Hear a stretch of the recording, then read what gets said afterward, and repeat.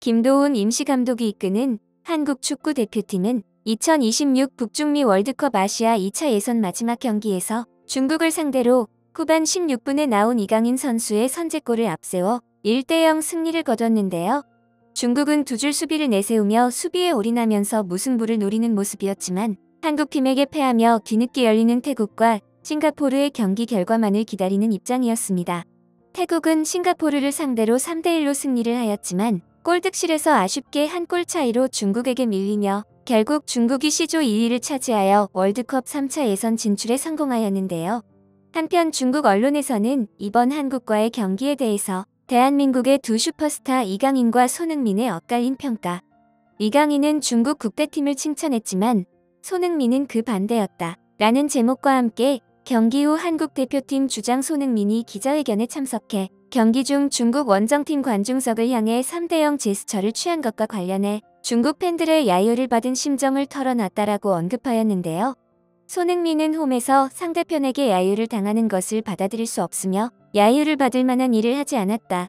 한국 선수로서 그라운드에 자신의 능력을 선보이고 팀 승리를 돕고 싶을 뿐 다른 생각은 없었으며 손흥민은 야유가 그의 활약에 영향을 미치지 않도록 감정을 다스리기 위해 최선을 다했다.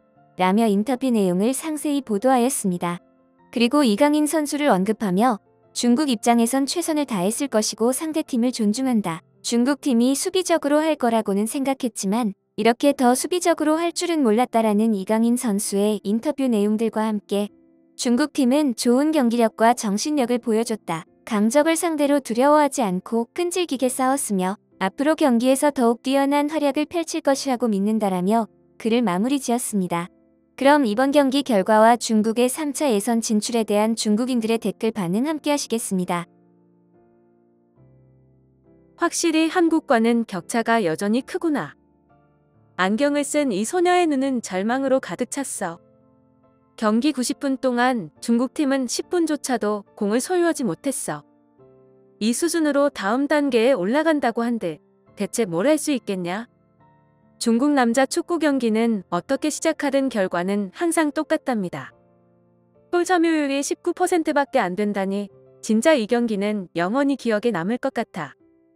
오늘 경기를 패하긴 했지만 이 정도면 진짜 선방한 거다. 솔직히 말해서 오늘만큼은 수비를 정말 잘해줬어.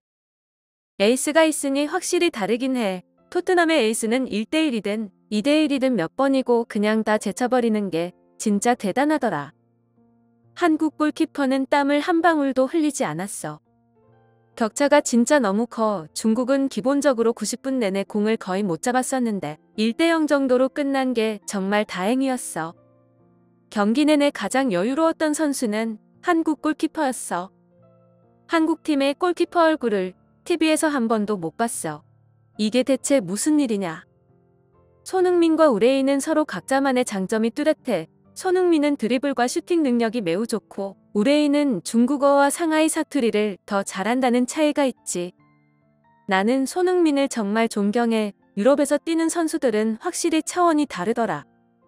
중국 국대의 문제는 월드컵 출전 여부가 아니라 월드컵 예선부터 통과를 할 수 있느냐 없느냐야. 우리는 지금 예선 진출에도 이렇게 허덕이고 있는데 아직도 무슨 월드컵에 나가는 꿈들을 꾸고 있냐? 다행이다. 우리는 3대0으로는 지지 않았어. 이미 제가 예상했던 경기 결과 그대로군요. 이렇게 중국 국대는 단 한 번도 우리를 실망시킨 적이 없답니다. 이 정도면 한국이라는 나라를 상대로 이기는 게 한국 축구를 이기는 것보다 훨씬 쉬울 것 같아. 당신은 그들의 뒤에 미국이 있다는 사실을 잊으셨나요? 빨간 유니폼이 득점하는 걸 보고 잠시 흥분했었는데 알고 보니 중국팀은 흰색 유니폼이었어. 한국이나 일본을 상대로 한 골 차이로 지면 그건 충분히 받아들일 수 있어.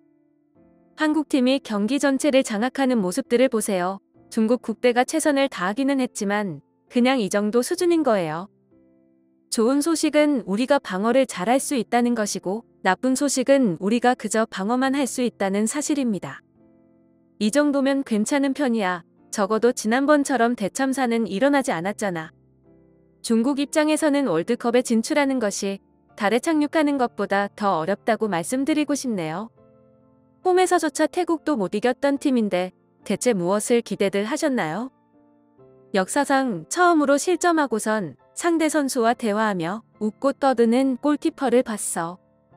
독일이 한국을 상대로 2골 실점하고 졌었으니까 중국이 독일을 상대로 1골 차이로 이길 수도 있는 거 아니냐. 앞으로 계속 중국 국대가 한국을 상대로 이번 경기처럼만 임한다면 그 누구도 중국 국대를 과소평가하지는 않을 거야. 조별리그를 모두 이 정도로만 플레이해준다면 크게 문제될 건 없을 것 같아. 태국을 상대로도 이기지 못했던 팀은 사실상 다음 라운드에 진출할 자격이 없어. 패배에도 불구하고 자랑스럽다고 말하는 건 대체 무슨 경우냐. 더 이상 못 봐주겠네. 만약에 월드컵 본선 진출에 성공하게 된다면 중국 국대는 싱가포르에 고속철도라도 만들어줘야 된다. 한국팀이 우리에게 자비를 베풀어 주었군요.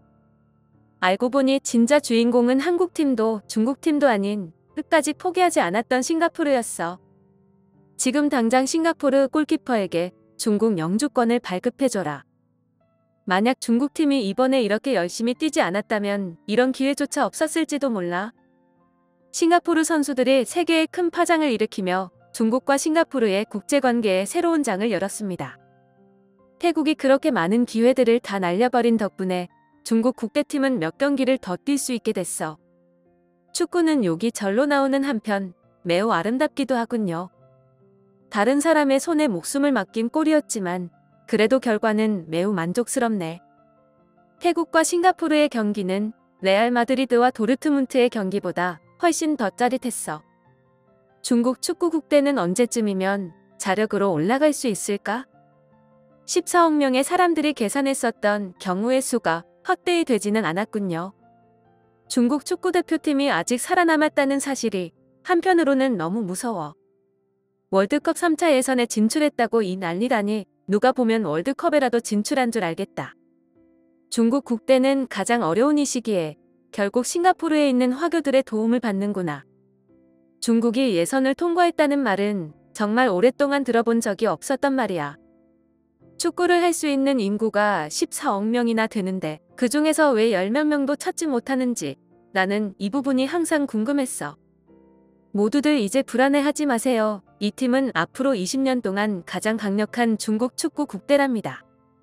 중국 국대가 3차 예선에서 무득점을 기록하며 조 최하위로 탈락의 기회를 얻게 된 것을 진심으로 축하합니다.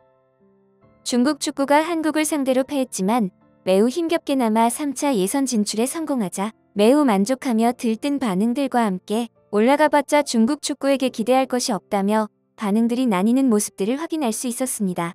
오늘의 영상은 여기까지이며 구독과 좋아요는 영상 제작에 큰 힘이 됩니다. 감사합니다.